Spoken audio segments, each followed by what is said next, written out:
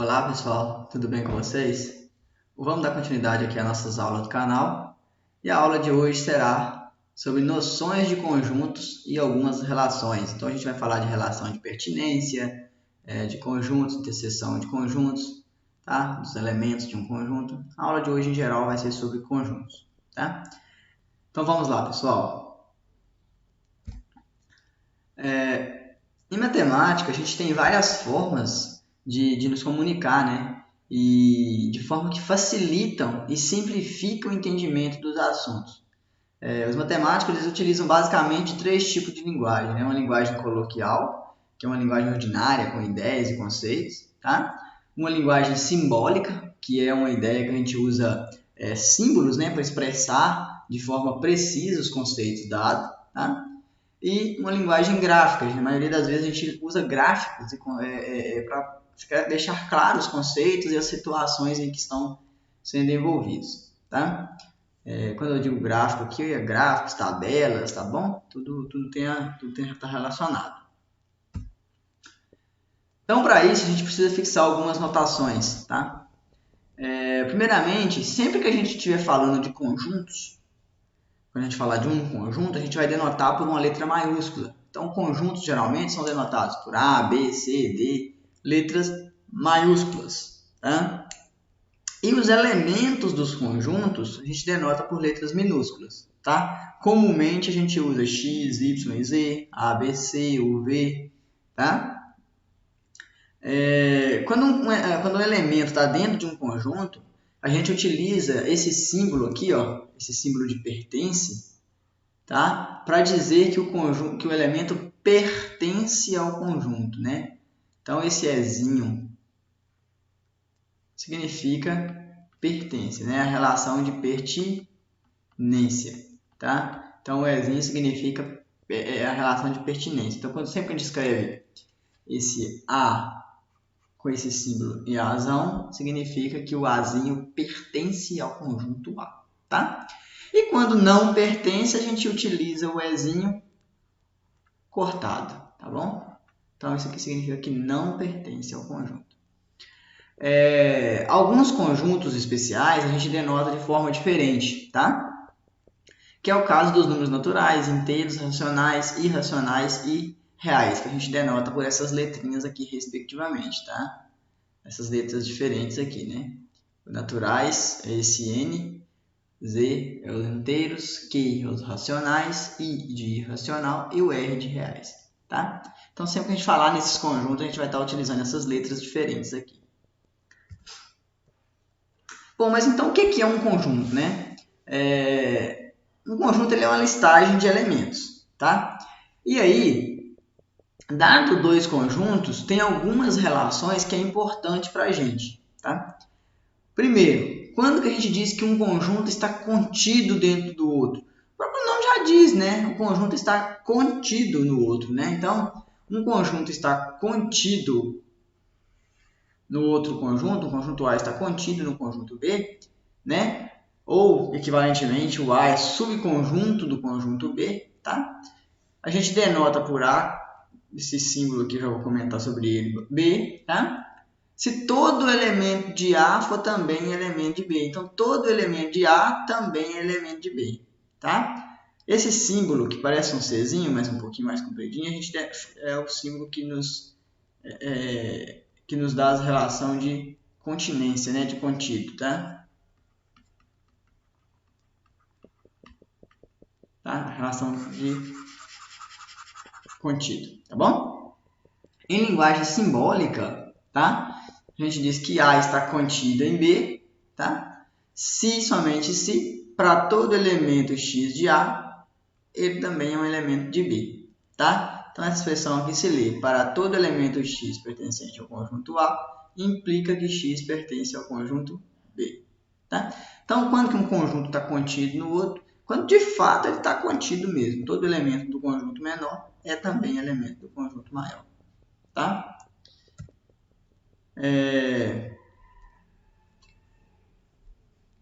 Dizer que dois conjuntos são iguais, tá? É dizer que eles têm os mesmos elementos. Também é bem intuitivo, né? Dois conjuntos são iguais se eles têm os mesmos elementos, tá? Em resumo, tá? E usando a notação anterior, dois elementos A e B dois conjuntos A e B são iguais se um está contido no outro. Ou seja, todo elemento de A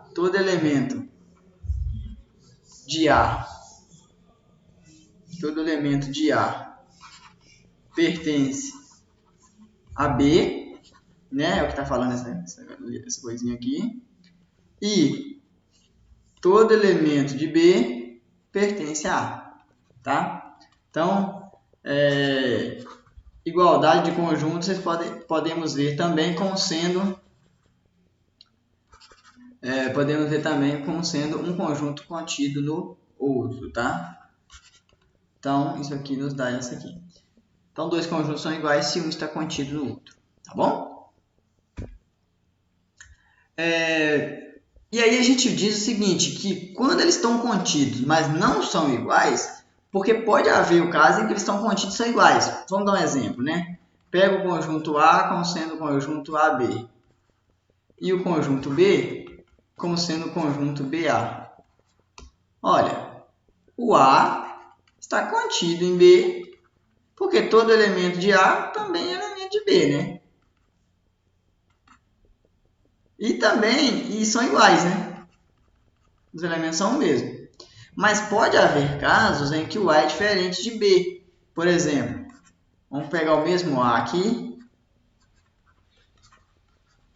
Só que agora vamos pegar o B como sendo A, B, C. Né? Dessa forma, olha, o A está contido em B. Ó. Todo elemento de A também é elemento de B. Mas existe um elemento aqui em B que não é elemento de A. Então, a gente diz que A está contido em B, porém A é diferente de B. A gente diz que o A está contido estritamente em B. Ou seja, o A é um subconjunto próprio de B. Tá? E aí a gente denota com esse símbolo aqui, né? Que o que está contido, mas que não é igual. Tá? Nesse caso, todo elemento de A é elemento de B, porém existe um elemento em B que não está em A. Tá? Então, escrevendo em símbolos aqui, ó, a gente tem que A está contido em B se e somente se todo elemento de A é elemento de B. Tá vendo a setinha de implica aqui? Implicação. Então, todo elemento de A está em B e existe, esse Ezinho ao contrário aqui significa existe. Existe um elemento B em B, tal que o B não está em A. Essa barrinha aqui representa o tal que. Então, existe um elemento em B que não está em A. É o que acontece aqui no nosso exemplo, né? O elemento C é um elemento que está em B e não está em A. Tá bom? Então, alguns exemplos aqui para ficar mais claro. Ó. Vamos considerar A o conjunto dos eleitores homens, os eleitores homens de uma cidade. E B o conjunto de todos os eleitores da cidade. Claro que o A, né? A está contido em B, né? Por quê? Os eleitores homens são eleitores da cidade. Então, o conjunto A está contido no conjunto B. E não necessariamente é igual, né? Aqui a gente tem duas situações, né? Se a cidade só tiver homem, né? A é igual a B, né? Mas, em geral, não é igual, né? Então, A está contido estritamente em B. Tá? Aqui. O segundo, olha, considere os conjuntos. O A é o A, B, C, D, E. E o B é o alfabeto inteiro. Então, o A está contido em B e A é diferente de B, né? Então, o A está contido e não é igual a B. Tá? Agora, se a gente pegar o A como sendo A, B, C, D e E, e o B, as vogais do alfabeto, então, A não é igual a B, certo? A é diferente de B. Tá bom? E aqui a gente não consegue nem falar se A está contido em B ou B está contido em A, certo? Por quê? Olha, se a gente contar as vogais, a gente tem uma, duas, né? Tem duas vogais aqui. Então, está faltando vogal. Então, o B não está contido em A, porque existe elemento de B que não está em A. E o A também não está em B, porque o B, o C e o D não é vogal, né? Então, aqui a gente não tem nenhuma das relações de continência, tá? Nem A está contido em B, nem B está contido em A. Ok? Dado dois conjuntos, a gente pode definir outros conjuntos a partir desses conjuntos A e B, tá? Vamos considerar dois conjuntos A e B, tá? O que é a união de A com B? Né? O nome mesmo já diz, vamos unir todos os elementos, né? Então, a união de A e B é um novo conjunto cujos elementos pertencem a A ou B, tá? Então, o que é a união com B? É o conjunto dos X, né? Tal que o X ele está em A ou está em B. Então, pessoal, sempre que a gente estiver falando de união, tá? A gente usa esse símbolo de união.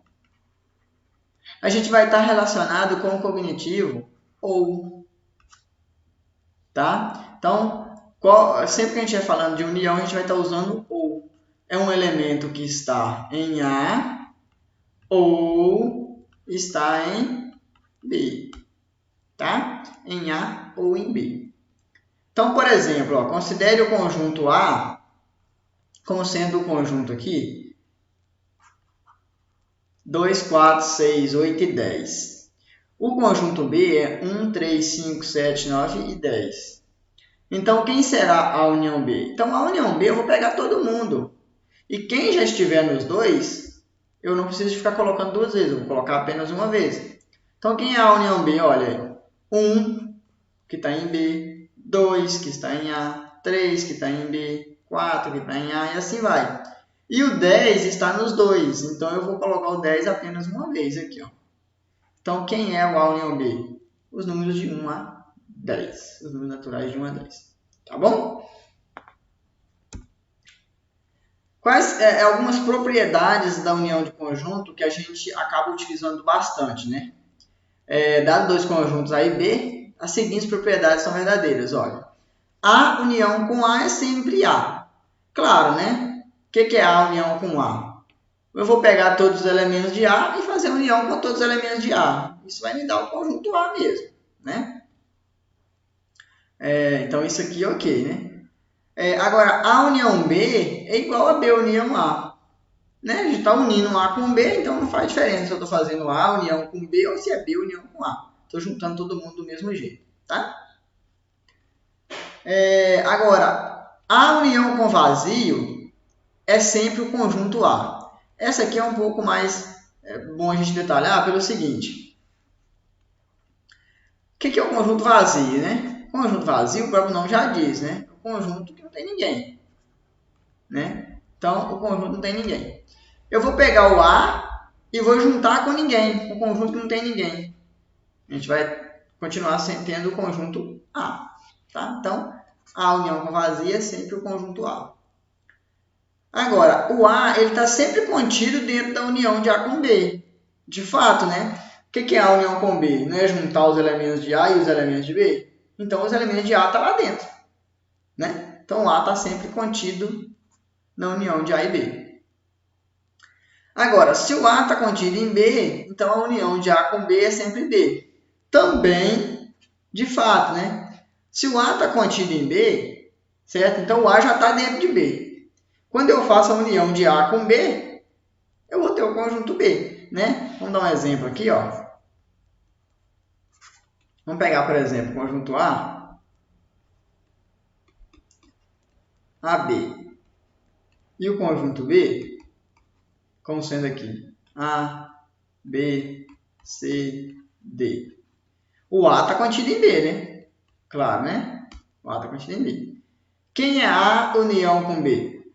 É os elementos que estão em A ou em B. Então, eu vou juntar todo mundo. Ó. Então, o A, o B já está aqui e já está aqui. Então, não precisa repetir. O C e o D.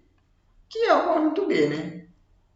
Tá? Então, sempre que um conjunto, um conjunto já está dentro do outro, quando você fizer a união, vai dar o mesmo conjunto maior. Tá?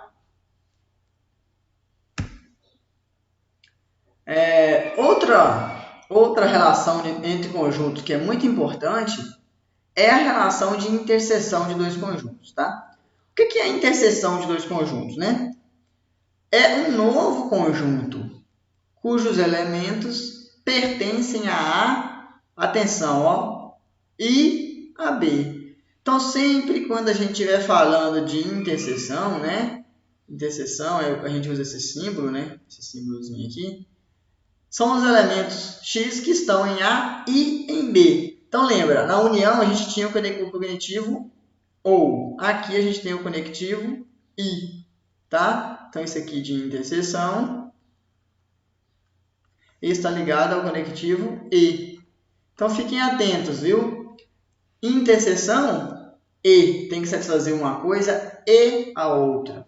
União é satisfazer uma coisa ou outra, tá bom? Então, o que é o conjunto interseção?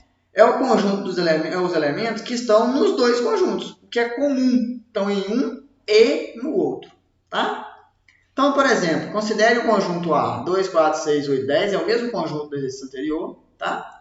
E o B, 1, 3, 5, 7, 9 e 10. Então, quem é a interseção? É o que tiver de comum em A e em B. Vamos lá. No conjunto B tem 2? Não. No conjunto B tem 4? Não. Tá? No conjunto B tem 6? Não. No conjunto B tem 8? Não. No conjunto B tem 10? Sim. Ok. Né? Tá aqui. Agora a gente olha para o conjunto B. Lá no A tem 1? Não. No A tem 3? Não. Tem 5? Não. Tem 7? Não. Tem 9? Não. Então, quem tem em comum nos dois? Somente o 10. Tá? Então, a interseção de A com B é o 10. Outro exemplo aqui, ó. Pega A, por exemplo. A, B, C, D. E o B como sendo B, A, C, E, D. Tá? Então, quando a gente faz A interseção com B, o que tem em comum em um conjunto e no outro?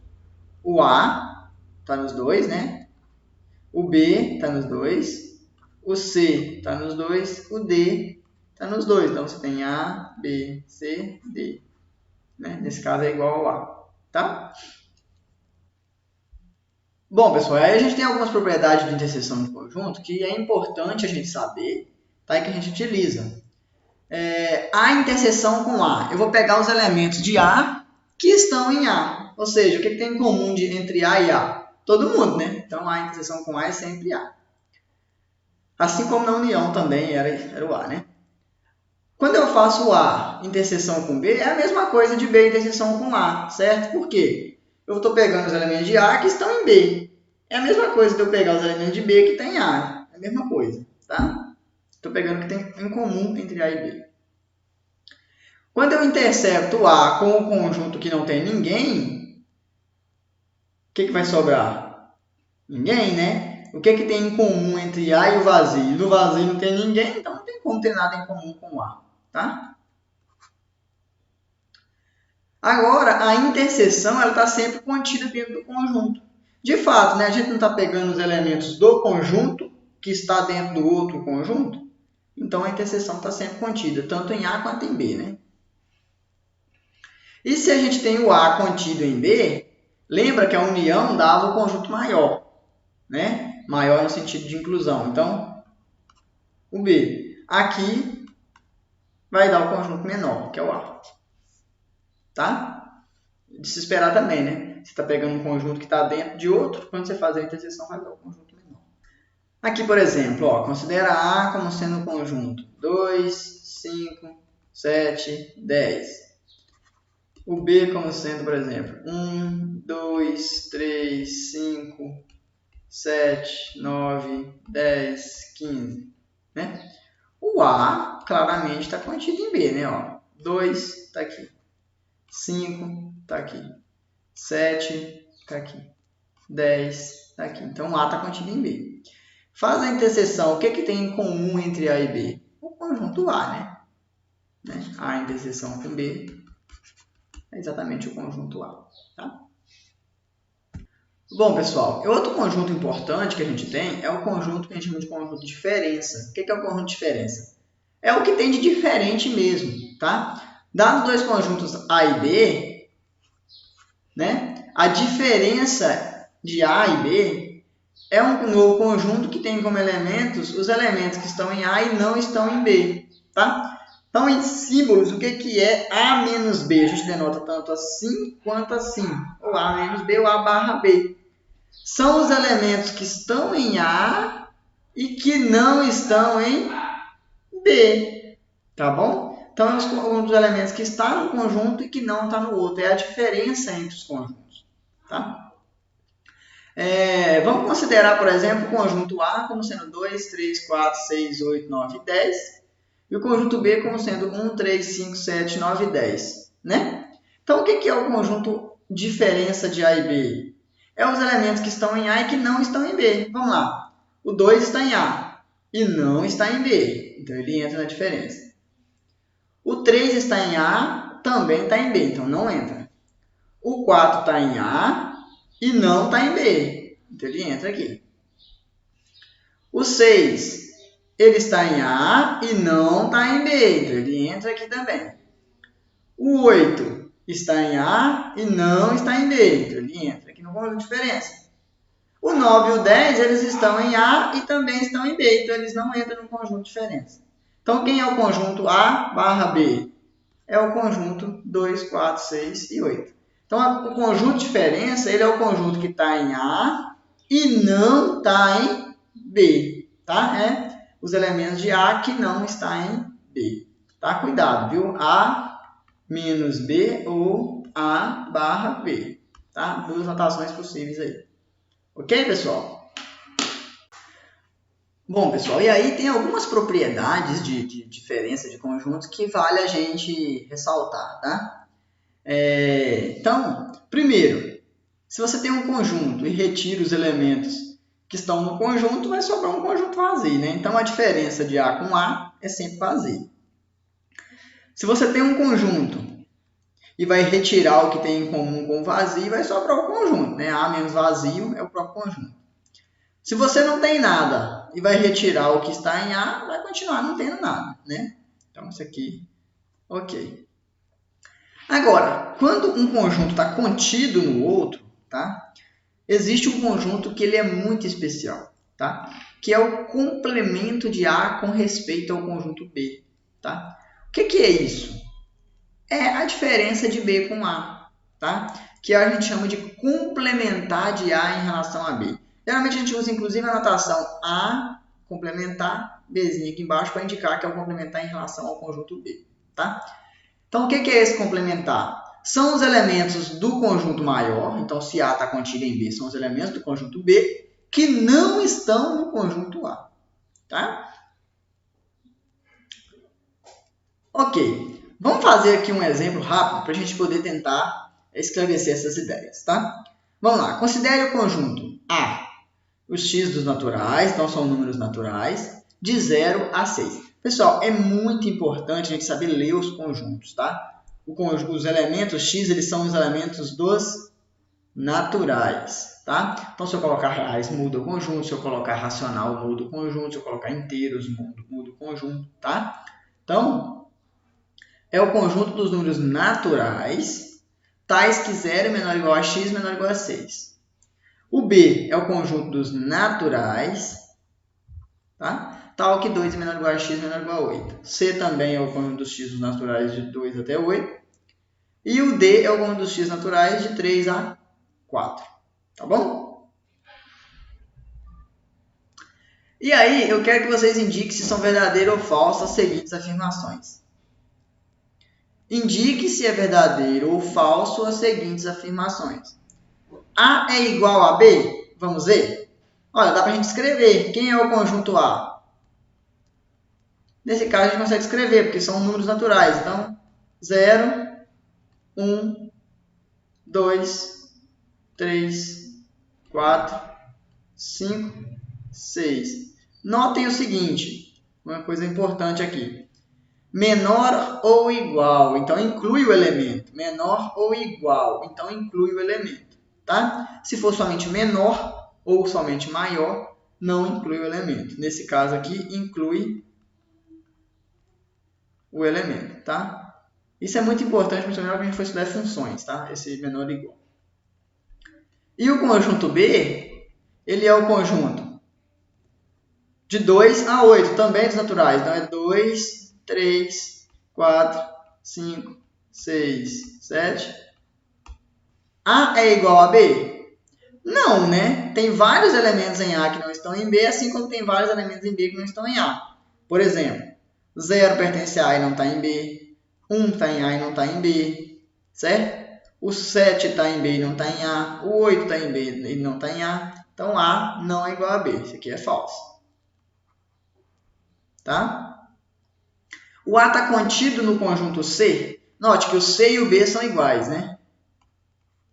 C e o B são iguais. É o mesmo conjunto, olha.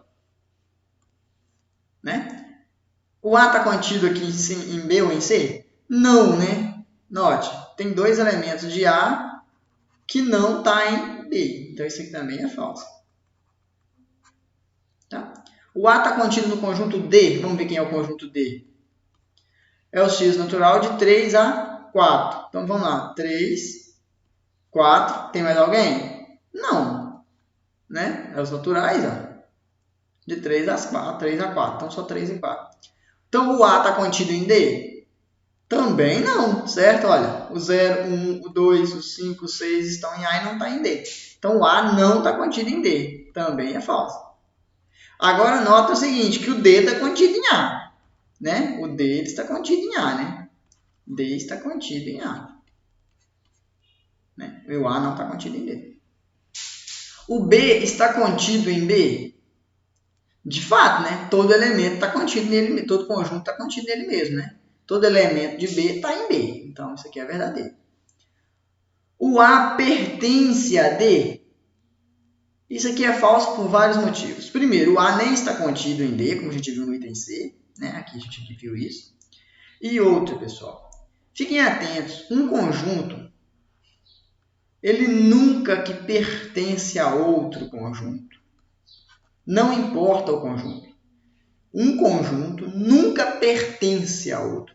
A relação de pertinência ela é de elemento para conjunto. Não é uma relação de conjunto para com conjunto. Tá? Então, sempre que eu falar pertence, é elemento e conjunto. Se eu quero comparar dois conjuntos, é relação de inclusão. É contido. Tá? Fiquem atentos, por favor. Um elemento pode pertencer a um conjunto ou não. Tá? Então, um elemento pode pertencer a um conjunto. Ou, sei lá, A pertence a C.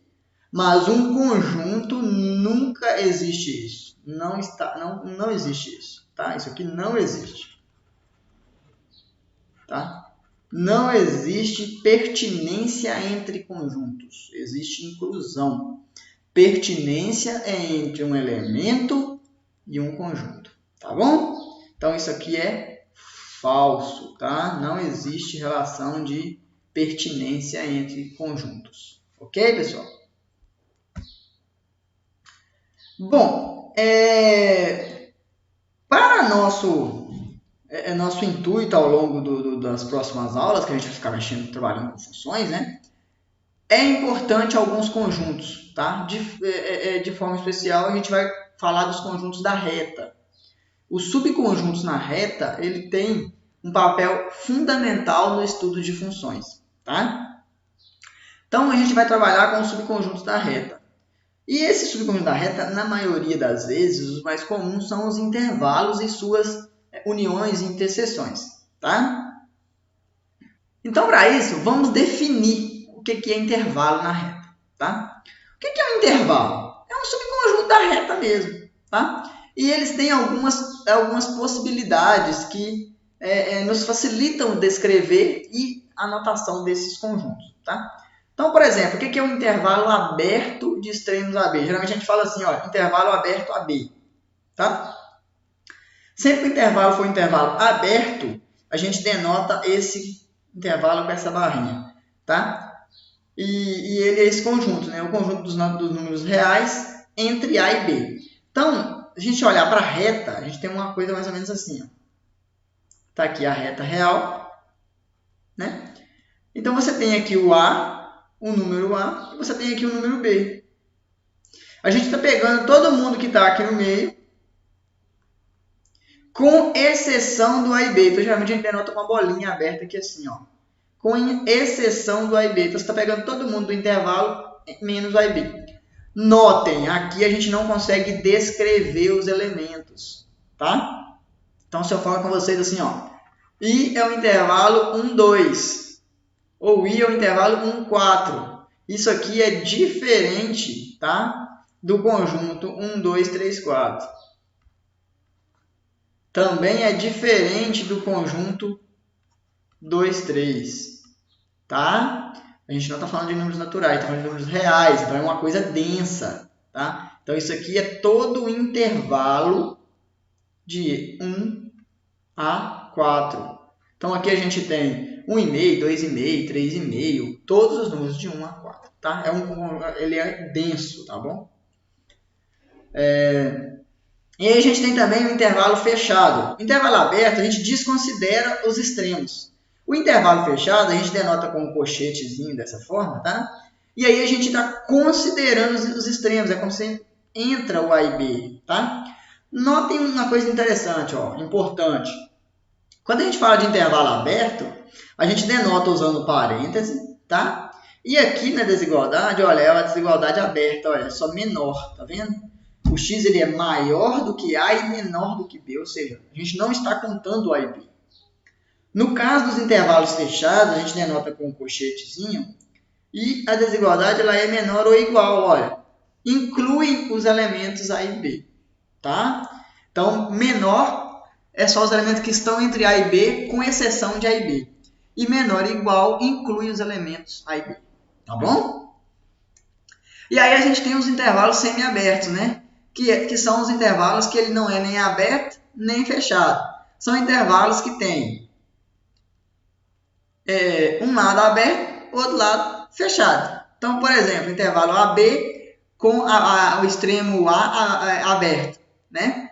Então, a desigualdade aqui, olha, ela é uma desigualdade estrita no A e ela é uma desigualdade menor ou igual no B. Ou seja, não inclui o A e inclui o B, tá? Então, a gente denota assim. Não inclui o A e inclui o B. E tem o contrário, né? Que são aqueles que a gente inclui o A e não inclui o B, né? Que é esse conjunto aqui. E aí a gente denota da mesma forma, né? Inclui o A e não inclui o B. Note o seguinte, quando a gente está falando de intervalo, incluir e não incluir o elemento dos extremos, no intervalo é colocar um parênteses ou colocar um colchetes, tá? E aí, pessoal, a gente tem alguns intervalos que são intervalos diferentes, que são intervalos especiais, tá? Por exemplo, o conjunto de todos os números menor do que B, e que não inclui o B, tá? Menor do que B. A gente denota assim, intervalo de menos infinito a B. Esse símbolo menos infinito, pessoal, é só para indicar que é um número menor do que B, negativo, de modo tão grande que você queira. Então, você pode ir negativamente a vida toda, tá? E quando você inclui o B, você coloca a barrinha. E aí a desigualdade fica menor ou igual, tá? E temos também o intervalo maior, né? Você pega o elemento e quer pegar o conjunto dos números maior do que aquele número. Então, pego o A, eu quero todo mundo maior do que A. Então, você denota com o parênteses, né? Porque você quer maior do que A.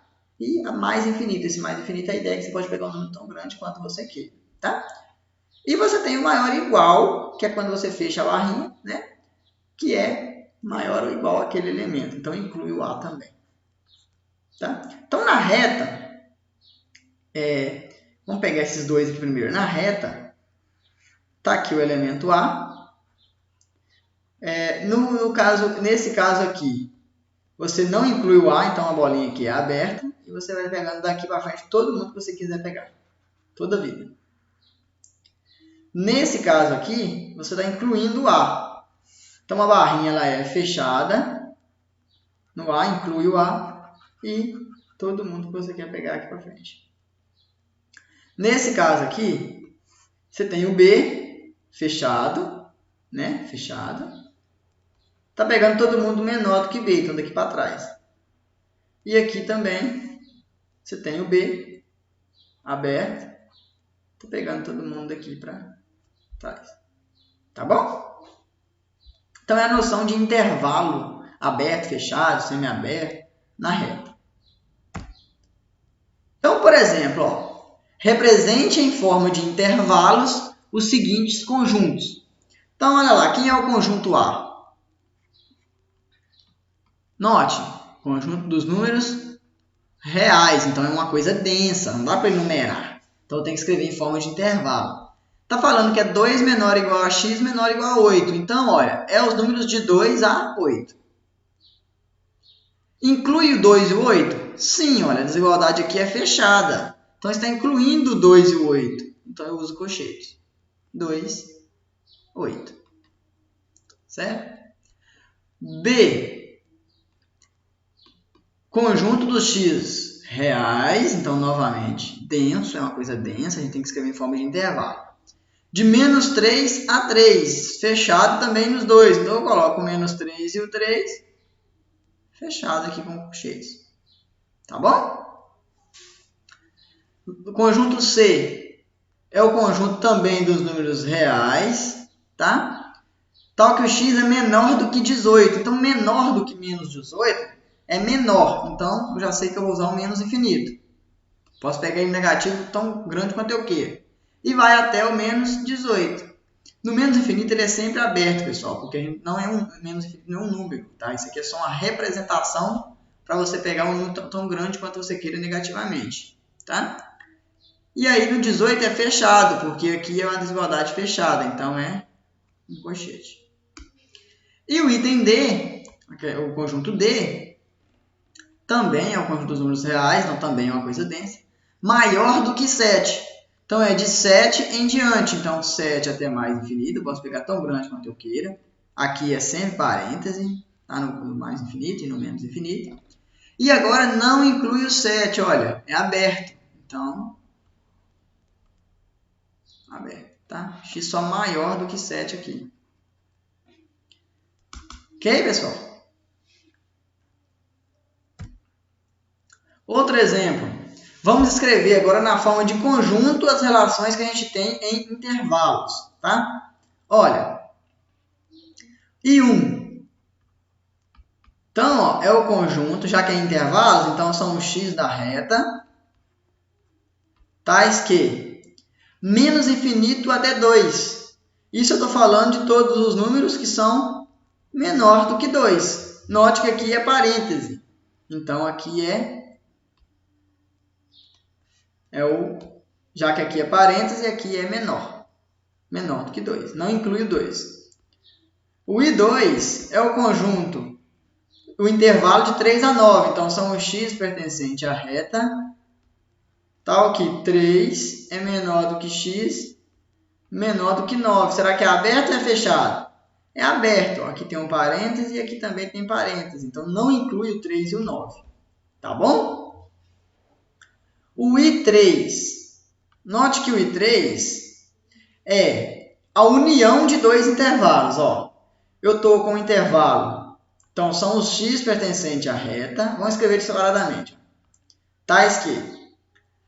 Vamos fazer primeiro essa união. Olha, eu tenho um intervalo que começa em 9, aberto, né? Aberto, aqui no 9, e vai até o 23, fechado. Então, inclui o 23. E aí, a gente tem um outro intervalo aqui, que é de 8 aberto, até 12, também aberto. Né? Então, aqui é esse intervalo aqui do meio. Aqui é esse intervalo aqui. Né? Ok. Eu quero fazer a união dos dois. Então, eu vou pegar tudo que tem em um e unir com o que tem no outro. Então, olha. Esse intervalo aqui, de 8 a 12, inclui o 9. O 9 está aqui no meio.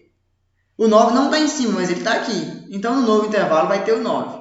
O pedaço de 8 até 9, esse pedacinho, não está lá em cima. Ó, aqui não tem, né? Porque é daqui para frente. mas ele está aqui embaixo. Então, na hora que eu unir, vai ter ele lá em cima também. Então, na hora que eu faço a união, o I3 vai começar no 8, aberto. Note que o 8 não está em nenhum dos dois.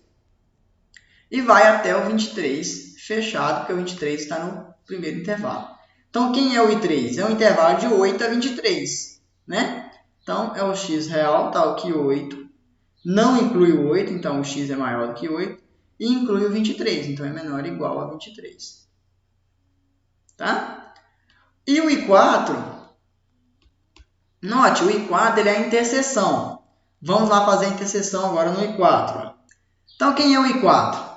O I4 é, vamos fazer aqui embaixo, 0, 5. Vamos ver, inclui o 0, não inclui o 5. Então, inclui o 0 e não inclui o 5. E o outro intervalo é o 3, 7. Então, 3, 7. Né? 3, 7. E inclui os dois. Inclui o 3 e inclui o 7. Então, é fechado aqui, fechado aqui. Então, aqui é o intervalo de 0 a 5. Aqui é o intervalo de 3 a 7. Eu quero fazer a interseção. Então, eu quero pegar o que está em comum. O que tem em um e tem no outro. Note, olha, de 3. O 3 está aqui, né? De 3 para trás, tem no intervalo de cima, mas aqui embaixo não tem, Então, não vai entrar na interseção. O 5, ele não está no intervalo de cima aqui, ele não está aqui nessa primeira retinha. Então, por mais que ele esteja aqui embaixo, ele não vai estar na interseção. Além disso, de 5 em diante, está aqui embaixo, até 7. Mas não está aqui em cima. Então, ele não entra. Então, quem é o I4? A interseção é o que está em comum, que é de 3 até 5. Está nos dois, né? De 3 até 5. Perdão, intervalo 3, 5. Fechado no 3, porque o 3 está nos dois. E aberto no 5, porque o 5 não está no primeiro. Então, quem é o I4 é o intervalo 3, 5. Então, escrevendo, é o conjunto dos x reais, tais que 3 menor ou igual a x, menor do que 5. Ok, pessoal? Beleza. Exemplo 3. Descreva o conjunto solução da inequação. Então, vai começar a aparecer as equações, as funções, para a gente poder trabalhar com elas. Então, eu quero saber quem é o conjunto solução da inequação. Primeira coisa, eu tenho que resolver a inequação. Tá? Então, vamos lá. Primeira coisa, deixa eu resolver a equação e achar o conjunto de solução. No final, a gente descreve o intervalo de solução dessa equação. 3x mais 8 maior do que x mais 4. Isso é equivalente a... Então, olha, como a gente só tem equação de primeira ordem, tudo linear, a gente pode fazer algebricamente passando um para um lado, outro por outro, e variável para um lado, número por outro, e resolvendo a equação mesmo. Então, a gente tem 3x menos x maior do que 4 menos 8. Certo? Então, a gente tem 3x menos x, 2x. Maior do que 4 menos 8, menos 4. Então, é equivalente a x maior do que menos 4 sobre 2. Né? A gente está dividindo por um número positivo, então a desigualdade se mantém. Que é equivalente a x maior do que menos 2. Então, se x for maior do que menos 2, a equação é satisfeita. Né? Então, eu vou escrever isso em fórmula de intervalos. Então, quem é a solução da inequação?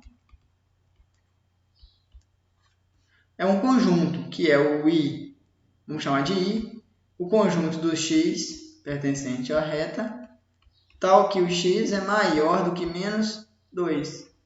Só que a gente pode escrever isso em forma de intervalo. Como? Maior do que menos 2. Então, é aberto, porque é maior, menos 2 até mais infinito. Tá? Então, esse é o conjunto solução da nossa equação. Ok? Beleza, pessoal. Então, essa foi a aula, tá? Algumas noções básicas de conjuntos. É importante essa parte final, né? Essa parte dos intervalos. porque é através dele que a gente vai conseguir resolver algumas inequações, encontrar domínio de funções, tá? Vai ser importante a gente ter noção, essa noção inicial, vamos dizer assim, sobre intervalos, tá? Alguns intervalos e de forma especiais a gente vai trabalhar bastante na hora que a gente for discutir aqui nas nossas aulas o tema de domínio das funções, conjunto imagem das funções, tá? Isso vai ser muito importante. Tá bom, pessoal? Então é isso. Agradeço a todos pela presença aí. Um abraço e até a próxima.